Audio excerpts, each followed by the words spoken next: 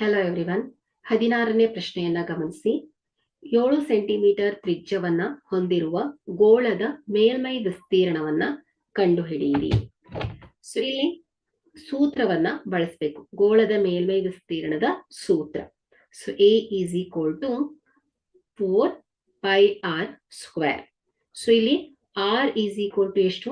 7 centimetre ತ್ರಿಜ್ಯ. So ಅದೇ ರೀತಿ ಪೈ ಒಂದು ಸ್ಥಿರಾಂಕವಾಗಿತ್ತು. ಸೊ ಇದರ ಮೌಲ್ಯ 22 ಡಿವೈಡೆಡ್ ಬೈ 7.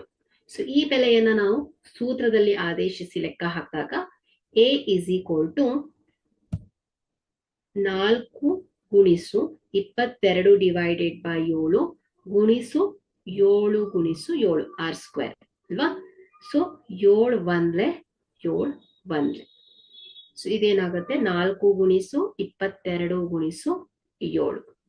ಸೊ 22 ಗುಣಿಸು 4 88 ಗುಣಿಸು 7. ಸೊ 616. ಓಕೆ.